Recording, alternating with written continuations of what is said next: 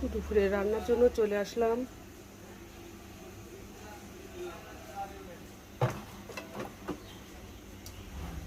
আজকে রান্না করব বাইম মাছ। গ্যাসও কমে গেছে চুলায়।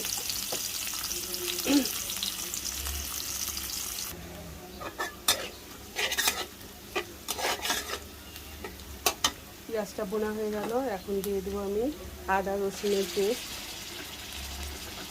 তারপরে জিরা বাটা,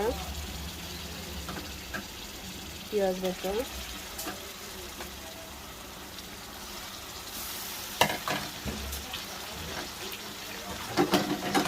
সামান্য একটু পানি দিলাম।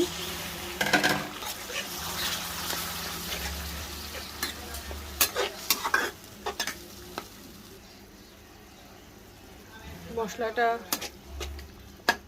ভাজা হয়ে গেছে, এখন দিয়ে দিব লবণ, মরিচের গুঁড়া, ধনার গুঁড়া আর হলুদের গুঁড়া।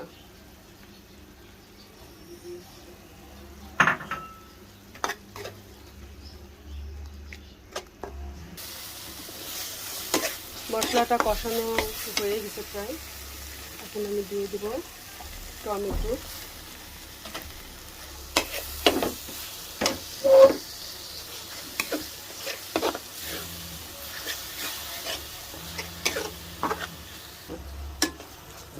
টমেটোটা গলে গেছে, এখন আমি দিয়ে দেব মাছটা দিয়ে দেব।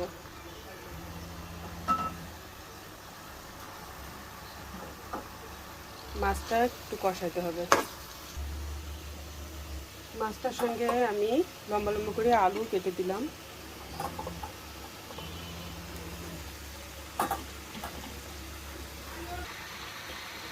মাছটা প্রায় কষানো হয়ে গেছে, এখন আমি পানি দিয়ে দেব।